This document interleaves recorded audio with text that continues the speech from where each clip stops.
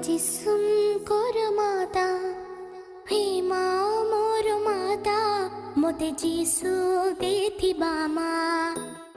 ଖ୍ରୀଷ୍ଟଙ୍କ ଯୋଗରେ ଶ୍ରଦ୍ଧେୟ ଖ୍ରୀଷ୍ଟ ବିଶ୍ୱାସୀ ଗଣ ସମସ୍ତଙ୍କୁ କାର୍ମେଲ ମାତାଙ୍କ ନାମରେ ଜୟ ଯୀଶୁ।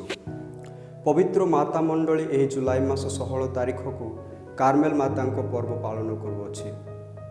କାର୍ମେଲ ମାତାଙ୍କ ପର୍ବ ଆମ କାର୍ମେଲ ସଂଘ ପାଇଁ ଏକ ମହାନ ଓ ଆନନ୍ଦର ଦିବସ ଅଟେ।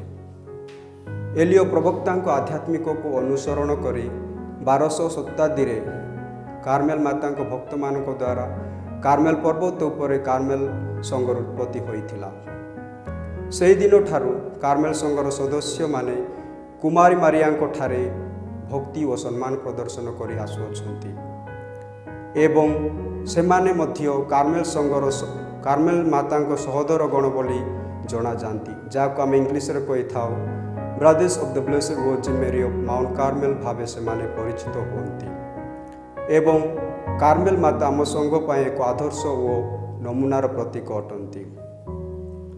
ଆମ୍ଭେମାନେ ଯେ ଏହି କାର୍ମେଲ ମାତାଙ୍କ ପର୍ବ ପାଳନ କରିବାକୁ ଯାଉଅଛୁ, ଏହି ଅବସରରେ ମୁଁ ଆପଣମାନଙ୍କୁ କୁମାରୀ ମାରିଆଙ୍କୁ କାହିଁକି ମାତା ମଣ୍ଡଳୀ ପାପ ବିହୀନା ନାରୀ ବୋଲି ଘୋଷଣା କରେ ସେହି ବିଷୟରେ ମୁଁ ଆପଣମାନଙ୍କୁ କହିବାକୁ ଯାଉଛି।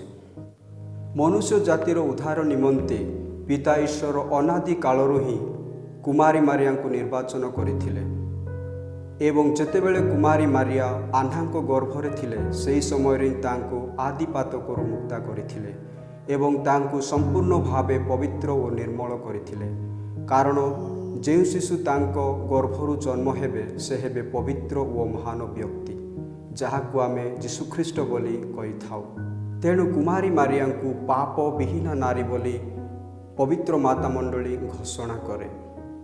କିନ୍ତୁ ଏହି ସତ୍ୟକୁ 1854 ମସିହା ଡିସେମ୍ବର ମାସ 8 ତାରିଖ ଦିନ ସାଧୁ ପିତରଙ୍କ ମହାଭୋଜନାଳୟରେ ପୁଣ୍ୟପିତା ନବମ ପିୟ ଆନୁଷ୍ଠାନିକ ଭାବେ ଘୋଷଣା କଲେ। ରୋମିଓ ପୁସ୍ତକ ଅଧ୍ୟାୟ 3 ପଦ ସଂଖ୍ୟା 10 ଅନୁଯାୟୀ ଧାର୍ମିକ କେହି ନାହିଁ, ଜଣେ ବି ନାହିଁ। କିନ୍ତୁ ଏହି ସତ୍ୟକୁ କାଥୋଲିକ ମଣ୍ଡଳୀ କୁମାରୀ ମାରିଆଙ୍କୁ ପାପ ବିହୀନା ନାରୀ ବୋଲି ଘୋଷଣା କରି ଆସୁଅଛି। ଏହି ପ୍ରଶ୍ନକୁ କାଥୋଲିକ ସମାଜରେ ସମସ୍ତଙ୍କ ମନରେ ଉଙ୍କି ମାରିଥିଲା। ଏହାର ଉତ୍ତରରେ ଆମେ କହିପାରିବା ଯେ କୁମାରୀ ମାରିଆ ଯେ ପାପ ବିହୀନା ବୋଲି ଆମେ କହିଥାଉ, କାରଣ ଯୀଶୁଖ୍ରୀଷ୍ଟଙ୍କ ଜରିଆରେ ଓ ପିତା ଈଶ୍ୱରଙ୍କ ନିର୍ବାଚନ ହେତୁ ଆମେ କୁମାରୀ ମାରିଆଙ୍କୁ ପାପ ବିହୀନା ନାରୀ ବୋଲି କହିଥାଉ, କାରଣ ପିତା ଈଶ୍ୱର ତାଙ୍କୁ ଆଦିପାତକରୁ ମୁକ୍ତ କରିଥିଲେ। କିନ୍ତୁ ଏହି ସତ୍ୟକୁ ଆମ୍ଭେମାନେ ବାଇବେଲରେ ପାଇନଥାଉ। କିନ୍ତୁ ଲୁକ୍ ଲିଖିତ ସୁସମାଚାର ଅଧ୍ୟାୟ 1:28 ପଦ ଅନୁଯାୟୀ ସ୍ୱର୍ଗଦୂତ ଗାବ୍ରିଏଲ କୁମାରୀ ମାରିଆଙ୍କ ନିକଟକୁ ଆସି କହନ୍ତି, ନମସ୍ତେ ମାରିଆ, ଅନୁଗ୍ରହରେ ପୂର୍ଣ୍ଣା, ପ୍ରଭୁ ତୁମରି ସଙ୍ଗରେ ଅଛନ୍ତି। ଏହି ଅନୁଗ୍ରହ ପଦକୁ ଯଦି ଆମ୍ଭେମାନେ ଧ୍ୟାନ କରିବା ତେବେ ଜାଣିପାରିବା ଯେ କୁମାରୀ ମାରିଆ ହେଉଛନ୍ତି ଅନୁଗ୍ରହର ସାଗର, ସେ ଅନୁଗ୍ରହରେ ପୂର୍ଣ୍ଣା। ଏବଂ ଏହି ସତ୍ୟକୁ ଆଧାର କରି କାଥୋଲିକ ସମାଜ ଏବେ ପର୍ଯ୍ୟନ୍ତ ବିଶ୍ୱାସ କରି ଆସୁଅଛି।